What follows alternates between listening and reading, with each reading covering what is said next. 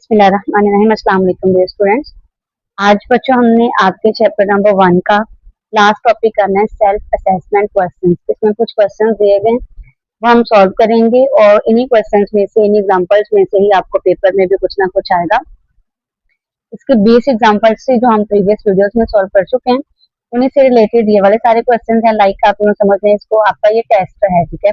अगर आपको ये टेस्ट भी समझ आ जाता है तो इट मींस आपको प्रोबेबिलिटी वाला पूरा चैप्टर जो है वो क्लियर हो गया है और आपका पेपर भी है वो इतने पोर्शन में से तो अच्छा हो सकता है। तो चलिए स्टार्ट करते हैं बच्चों। फर्स्ट क्वेश्चन है, find sample space for choosing an odd number from 1 to 15 at random.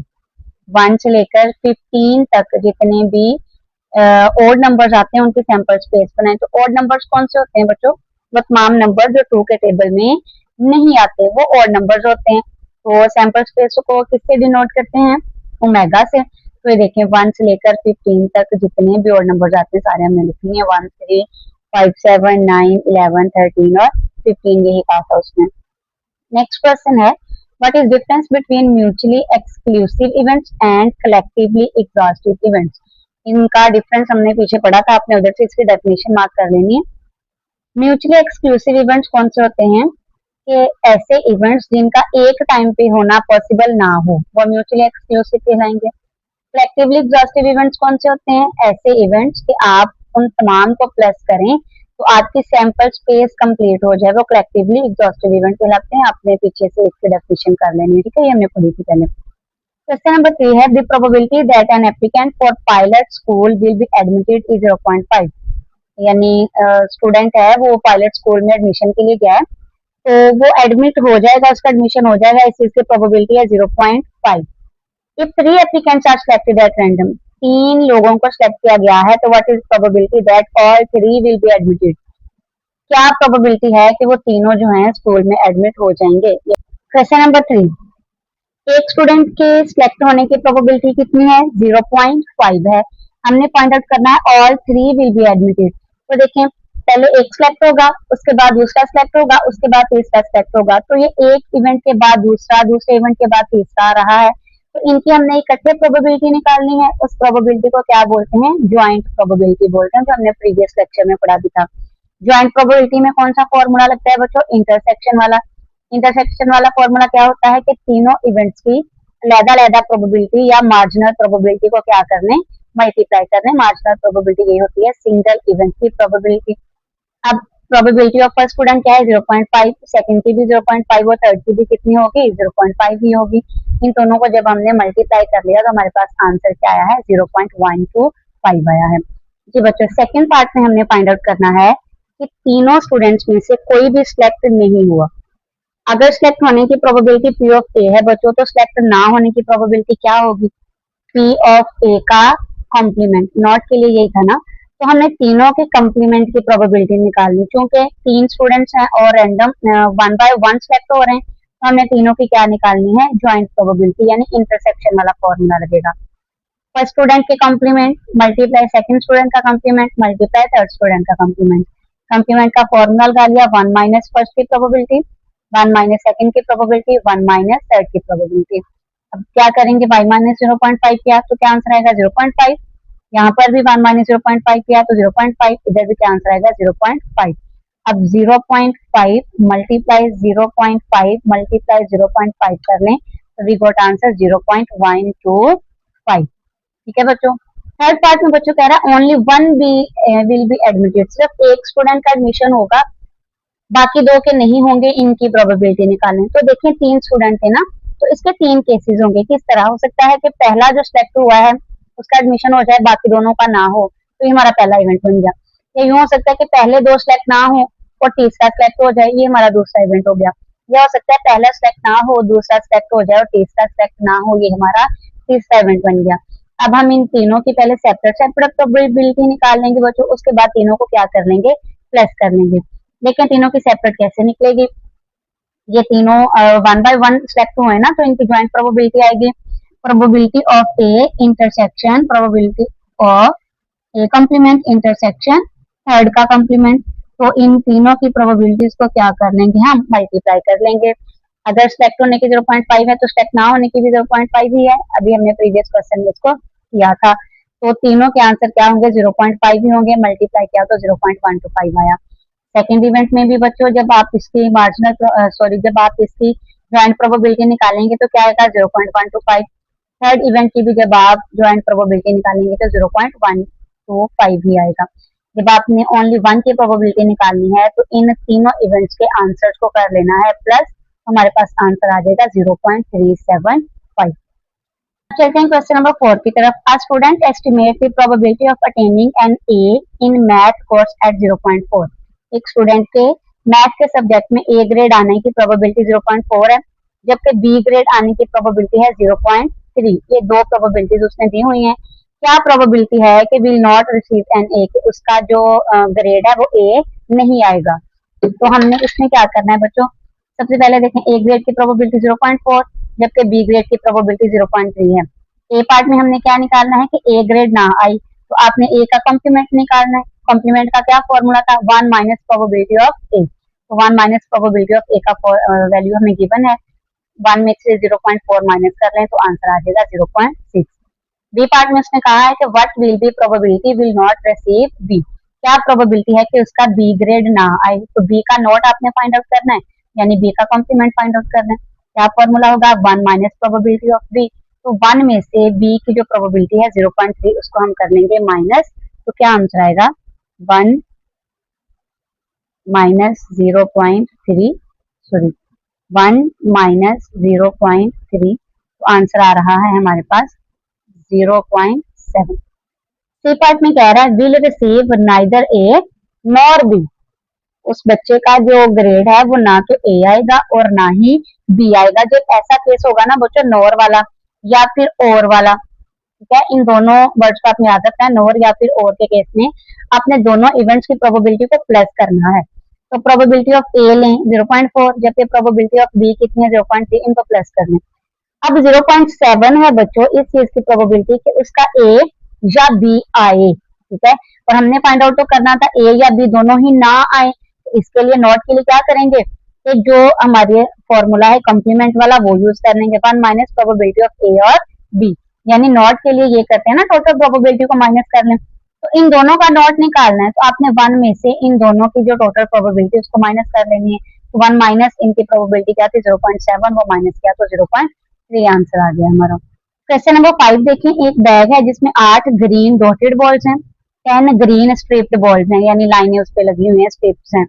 12 जो है ब्लू डॉटेड बॉल्स हैं और 10 ब्लू स्ट्रिप्ड बॉल्स हैं, ठीक है। If a ball is select eight random from the earn, उस बैग में से एक बॉल को रैंडम सेलेक्ट किया गया है, what is the probability that ball will be, तो क्या प्रोबेबिलिटी है कि वो बॉल जो है वो ग्रीन और स्ट्रिप्ड हो। जी बच्चों, बैग में ग्रीन डॉटेड बॉल्स 8 हैं जबकि ग्रीन स्ट्रिप्ड बॉल 10 है, ब्लू डॉटेड बॉल्स 12 और ब्लू स्ट्रिप्ड बॉल्स 10 है। तो टोटल बॉल उस बैग में कितनी है 40 है। फर्स्ट पार्ट में फाइंड आउट करना है बॉल इज ग्रीन और स्ट्रिप्ड। अभी मैंने आपको पीछे बताया कि और वाले केस में आपने दोनों इवेंट्स की प्रोबेबिलिटी को प्लस करना है। तो ग्रीन की प्रोबेबिलिटी क्या होगी बच्चों, आपके पास ग्रीन कितनी है, ये भी ग्रीन है ये भी ग्रीन है, तो 10 प्लस 8 करें तो कितने टोटल ग्रीन है आपके पास, 18 है। स्ट्रिप्ड कितने हैं, ये आपके पास स्ट्रिप्ड ये वाले हैं 10, ये वाले नहीं हमने स्ट्रिप लेने ग्रीन वाले क्योंकि ऑलरेडी हम ग्रीन वाले पोर्शन में ऐड कर चुके हैं। अब स्ट्रिप कौन से हमारे पास सिर्फ 10 है और टोटल बॉल्स देखें 10 और 18 28। अब जब आपने प्रोबेबिलिटीज निकालनी है ग्रीन और स्ट्रिप की तो ऊपर क्या आ जाएगा इन दोनों का सम, यानी कि 28 और नीचे आपकी टोटल जितनी इस बैग में बॉल वो 40 है। 28 ओवर 40 को 7 के टेबल पे कटिंग कर लें तो 7 ओवर 10 आ जाएगा। बी पार्ट में उसने पूछा बॉल इज डॉटेड, क्या प्रोबेबिलिटी है कि वो बॉल डॉटेड हो। पहले आप देखें आपके पास डॉटेड बॉल्स कितनी है, ये भी डॉटेड है 8, ये भी डॉटेड है 12, तो कितनी टोटल बॉल्स हैं डॉटेड 20 और उस बैग में ओवरऑल बॉल्स कितनी है 40, तो डॉटेड की प्रोबेबिलिटी कितनी आ जाएगी 20 ओवर 40। लेकिन बच्चों जो चीज आपने फाइंड करनी है ना वो हमेशा ऊपर आनी है, ठीक है, और जो टोटल है ना वो आपकी नीचे आएगी, ठीक है। फेवरेबल आउटकम मतलब जो अंडर कंसिडरेशन है वो ऊपर और जो टोटल पॉसिबल आउटकम है वो आपकी आएंगी डिनोमिनेटर में, इनको डिवाइड करें तो 0.5 आंसर आ जाएगा। सी पार्ट में कह रहा है बॉल इज ब्लू और डॉटेड, बॉल जो है वो ब्लू हो या डॉटेड हो, तो और के केस में हमने दोनों इवेंट्स की प्रोबेबिलिटी को प्लस कर लेना है। ब्लू की प्रोबेबिलिटी भी निकालेंगे और डॉटेड की भी निकालेंगे। पहले ब्लू बॉल्स देख रहे हैं हमारे पास कितनी है। तो देखें बच्चों 12 ब्लू डॉटेड है और 10 ब्लू स्ट्रिप है, तो टोटल ब्लू कितनी हुई है 22 ब्लू बॉल्स हैं। इसी तरह हमारे पास डॉटेड बॉल्स हैं 8। तो ब्लू की प्रोबेबिलिटी निकालें तो 22/40 आ जाएगा और डॉटेड की निकालें तो 8/40 आ जाएगा। जब आप इन दोनों का और निकालेंगे तो दोनों की प्रोबेबिलिटीज को क्या करना पड़ेगा, प्लस 22/40 प्लस 8/40 किया तो 30/40 आ गया और इनको डिवाइड किया तो 0.75 आ गया। क्वेश्चन नंबर 6 की तरफ चलते हैं।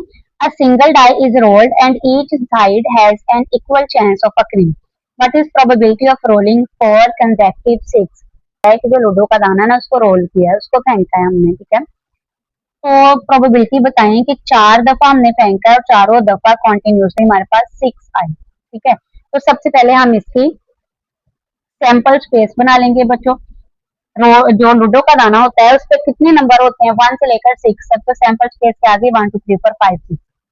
हमने जो डिस्कस करना है वो 6 के लिए करना है, तो पूरे सैंपल स्पेस में 6 कितनी दफा आ रहा है, 1 दफा आ रहा है, तो 1 ऊपर आ जाएगा। टोटल नंबर कितने हमारे 6 और 6 आ जाएगा नीचे। हमने फाइंड क्या करना है कि 4 दफा उस हमने डाइस को रोल किया है और चारों दफा 6 आया है, तो इनकी मार्जिनल प्रोबेबिलिटी निकालनी पड़ेगी। पहली दफा 6 की प्रोबेबिलिटी, दूसरी दफा, तीसरी दफा, चौथी दफा प्रोबेबिलिटीज को क्या करेंगे, मल्टीप्लाई, तो हमारे पास आंसर आएगा बच्चों 1/1296।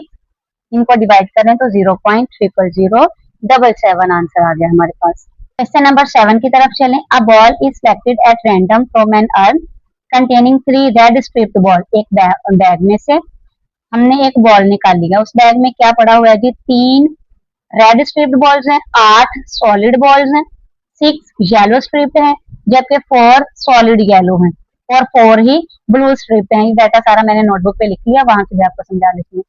फर्स्ट पार्ट में कह रहा है what is probability that ball is yellow given that is striped. अब देखें एक इवेंट उसने दिया हुआ है कि बॉल स्ट्रिप्ड है, फाइंड आउट करना है कि बॉल जो है वो क्या है, येलो है। तो यहाँ कौन सा फॉर्मूला लगेगा, कंडीशनल प्रोबेबिलिटी वाला जो था। कंडीशनल प्रोबेबिलिटी में ये था ना, एक इवेंट गिवन होगा और दूसरा इवेंट आपने उसकी शर्त पे फाइंड आउट करना होगा। तो चलिए नोटबुक पे चलते हैं ताकि हमें इसको समझना मजीद इजी हो जाए। Question number 7, red striped ball 3 है, जबकि रेड सॉलिड बॉल बच्चों 8 है। येलो स्ट्रिप्ड बॉल 6 है, येलो सॉलिड बॉल 4 है। ब्लू स्ट्रिप्ड बॉल 4, जबकि सॉलिड ब्लू उसमें कोई भी नहीं दी हुई, तो मैंने उसको 0 लिख लिया। तो तमाम बॉल्स को प्लस करें तो टोटल उस बैग में बॉल्स पड़ी हुई है 25। ए पार्ट में कह रहा है बच्चों प्रोबेबिलिटी फाइंड आउट करें कि बॉल जो है वो येलो है, जबकि उसने बताया था कि वो स्ट्रिप्ड है। स्ट्रिप्ड है ये बता दिया है और येलो इवेंट के लिए पूछ रहा है, तो कंडीशनल प्रोबेबिलिटी का फॉर्मूला लग जाएगा। ये फॉर्मूला क्या है बच्चों, जो इवेंट गिवन होगा वो आपने डिनोमिनेटर में रखना है और जो फाइंड आउट करना है वो आपने ऊपर रखना है। येलो फाइंड करना है तो वाई ऊपर आ जाएगा, स्ट्रिप गिवन है तो स्ट्रिप एस नीचे आ जाएगा। अब ये फॉर्मूला क्या है, ऊपर आएगा इन दोनों के इंटरसेक्शन की प्रोबेबिलिटी, वाई इंटरसेक्शन एस की प्रोबेबिलिटी ऊपर और डिनोमिनेटर में आ जाएगी बच्चों एस की प्रोबेबिलिटी। फॉर्मूला याद रखिएगा। अब आपने देखना है अपने डाटा में से कितनी बॉल्स हैं जो येलो भी हैं और स्ट्रिप्ड भी हैं। तो येलो स्ट्रिप्ड बॉल्स आपके पास कितनी है 6, तो 6 आ जाएगा बच्चों हमारा ऊपर। नीचे किसकी प्रोबेबिलिटी आनी है, स्ट्रिप्ड बॉल्स की। तो स्ट्रिप्ड बॉल्स कितनी थी आपके पास, वो देखें जी कितनी है स्ट्रिप्ड बॉल्स हैं हमारे पास। ये रेड स्ट्रिप 3 ऐसे, ये येलो स्ट्रिप 6, 6 + 3 9 और 4 स्ट्रिप ये 9 + 4 13। नीचे क्या आ जाएगा बच्चों हमारे पास 13 आ जाएगा। 6/13 को जब आप डिवाइड करेंगे तो 0.4615 आ जाएगा। बी पार्ट में उसने कहा था कि बॉल जो प्रोबेबिलिटी फाइंड आउट करनी है वो स्ट्रिप के लिए करनी है। गिवन क्या है, रेड है, तो नीचे आर आ जाएगा और ऊपर एस आ जाएगा। फॉर्मूला क्या है, ऊपर आएगा एस इंटरसेक्शन आर और नीचे आएगा प्रोबेबिलिटी ऑफ आर। पहले हमने देखना है कि कितनी बॉल्स हैं जो स्ट्रिप्ड और रेड हैं, यानी रेड स्ट्रिप्ड बॉल 3 है, जबकि जो रेड बॉल्स हैं वो हमारे पास हैं टोटल 11। 8 हमारी सॉलिड थी और 3 थी हमारी स्ट्रिप, तो तीनों को प्लस किया तो 11 बन गया। 3/11 को आपने डिवाइड किया तो 0.2727 आ गया। सी पार्ट में कह रहा ball is blue given solid. Solid वो है, ब्लू के लिए आप फाइंड आउट करें तो ब्लू ऊपर आ जाएगा जबकि सॉलिड नीचे आ जाएगा। तो फॉर्मूला क्या बनेगा, probability of B intersection S और नीचे का आएगा प्रोबेबिलिटी ऑफ एस।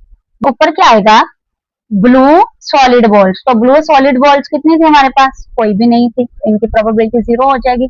और नीचे जो हमारे पास टोटल सॉलिड बॉल्स थी वो 12 हैं। टोटल सॉलिड बॉल्स 12 कैसे हो सकती है? देखिए ये 8 सॉलिड्स हैं, ये हमारे पास 4 सॉलिड्स हैं, तो ये कितना बन गया? 12 बन गया। नीचे का आ जाएगा 12, 0 का 12 से डिवाइड करेंगे तो आंसर आएगा 0। नंबर 8 की तरफ चलते हैं बच्चों। Suppose that E and F R events, दो इवेंट्स हैं, एक को नाम उसने ए का दिया, एक का एफ का दिया, ठीक है। ई इवेंट की प्रोबेबिलिटी 0.2 है, जबकि एफ इवेंट की प्रोबेबिलिटी 0.5 है, और इन दोनों के इंटरसेक्शन की प्रोबेबिलिटी 0.6 है, ठीक है जी। फाइंड आउट करने हैं दोनों की इंटरसेक्शन की प्रोबेबिलिटी, तो ये कंडीशनल प्रोबेबिलिटी है और ये भी कंडीशनल प्रोबेबिलिटी है, लेकिन इंटरसेक्शन के लिए तीनों पार्ट्स को हमने सॉल्व करना है। चलेंगे स्टार्ट करते हैं। देखिए बच्चों, ई इवेंट की प्रोबेबिलिटी गिवन थी, एफ इवेंट की प्रोबेबिलिटी भी गिवन है, दोनों के यूनियन की प्रोबेबिलिटी भी हमें गिवन है 0.6। फर्स्ट पार्ट में उसने इंटरसेक्शन की प्रोबेबिलिटी फाइंड आउट करने का कहा है, तो इंटरसेक्शन का फॉर्मूला क्या था हमारे पास? इंटरसेक्शन मतलब joint probability, probability of A multiply probability of F.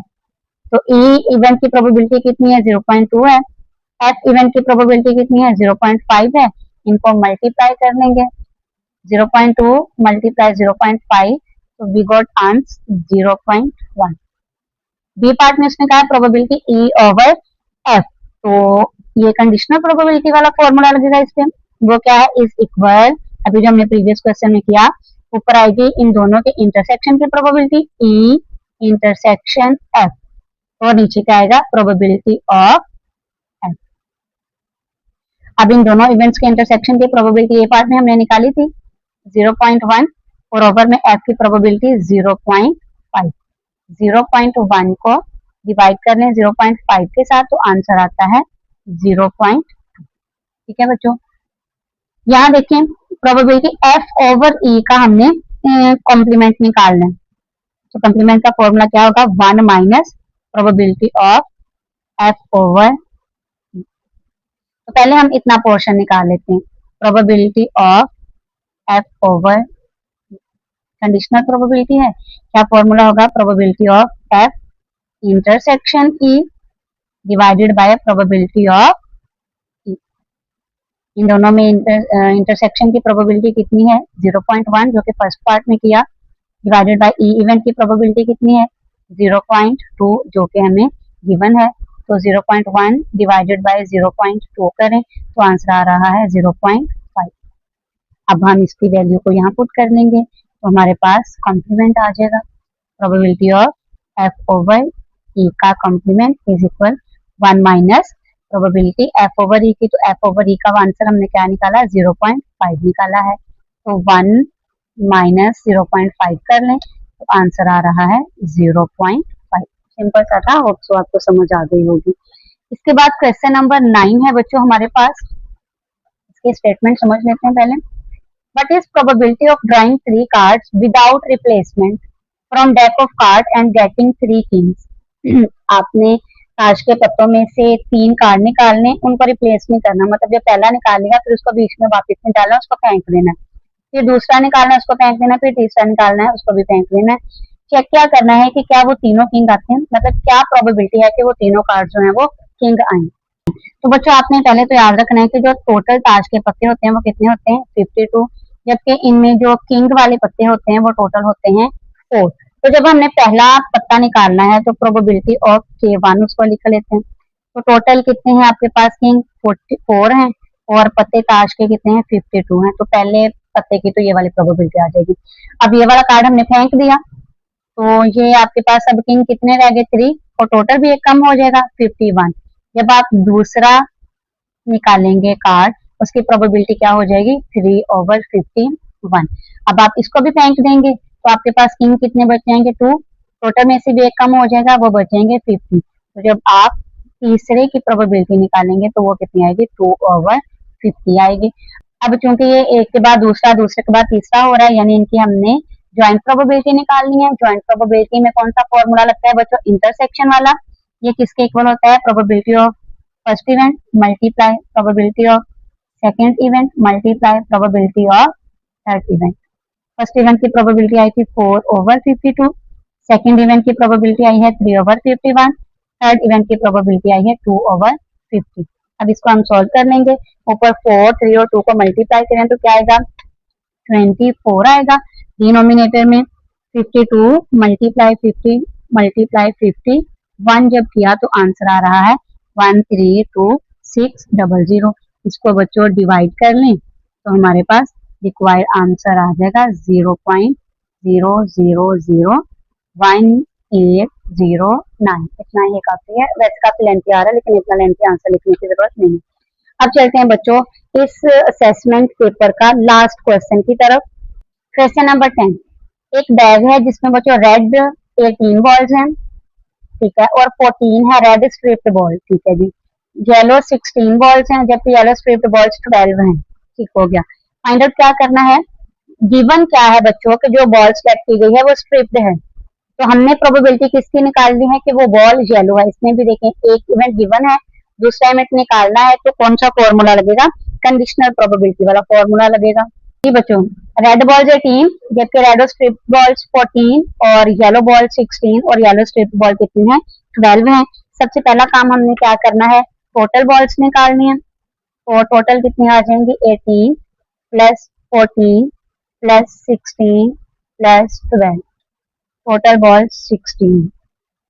Given strip है, येलो के लिए निकालनी है प्रोबेबिलिटी, तो क्या फॉर्मूला लगेगा, जो गिवन है स्ट्रिप वो डिनोमिनेटर में, जबकि येलो जो फाइंड आउट करना है वो ऊपर आएगा, कंडीशनल प्रोबेबिलिटी का फॉर्मूला। ये फॉर्मूला क्या है, ऊपर दोनों का आ जाएगा भाई इंटरसेक्शन, और नीचे आ जाएगी प्रोबेबिलिटी ऑफ एस। चलिए आंसर लिखेंगे अब हम। कैसे आएगा, कौन सी बॉल, कितनी बॉल्स हैं जो येलो भी हैं और स्ट्रिप्ड भी हैं, तो येलो स्ट्रिप्ड बॉल कितनी है भाई 12 है, और स्ट्रिप्ड बॉल कितनी है, ये भी स्ट्रिप्ड है और ये भी स्ट्रिप्ड है, ऐसे है। तो टोटल स्ट्रिप कितनी हुई हमारे पास 26, तो 12 और 26 को कर लेंगे अब हम डिवाइड, तो आंसर आ जाएगा हमारे पास जो कि है 0.4615। होप सो कि आपको इस पार्ट की समझ आ गई होगी। क्वेश्चन नंबर 10 का बी पार्ट देखिए बच्चों, given that ball selected from the urn is not striped, जो बॉल हमने सिलेक्ट की है वो स्ट्रिप्ड नहीं है। अगर स्ट्रिप्ड नहीं है तो फिर वो क्या होगी बच्चों, सॉलिड होगी। और किसके लिए प्रोबेबिलिटी हमने निकालनी है, रेड के लिए निकालनी है, ठीक है। देखिए बच्चों पार्ट बी में उसने कहा है कि जो बॉल निकाली है ना वो स्ट्रिप्ड नहीं है, ठीक है। अगर स्ट्रिप्ड नहीं है तो फिर क्या होगी, बॉल में दो तरह की बॉल्स हैं, एक तो स्ट्रिप्ड है जिसको मैं एस के लिए लिख रही हूँ, और दूसरी है सॉलिड जिसको हम SOL के साथ लिख लेंगे, ठीक है। अगर बच्चों स्ट्रिप्ड नहीं है तो फिर कौन सी होगी, सॉलिड। तो ये वो बता रहा है कि सॉलिड है, तो सॉलिड हम नीचे लिखेंगे। प्रोबेबिलिटी जो हमने फाइंड आउट करनी है वो किसके लिए करनी है, कि जो बॉल है वो रेड है, तो आर ऊपर आ जाएगा, कंडीशनल प्रोबेबिलिटी का फॉर्मूला लग जाएगा। ऊपर क्या आएगा, आर इंटरसेक्शन सॉलिड, और नीचे क्या आएगा, प्रोबेबिलिटी ऑफ सॉलिड। अब हमने देखना है कि कितनी रेड सॉलिड बॉल्स हैं, तो रेड सॉलिड बॉल्स हैं आपके पास 18, और सॉलिड बॉल्स उस बैग में कितनी है भाई, तो ये पूरा डाटा है जिसको आप देख सकते हैं।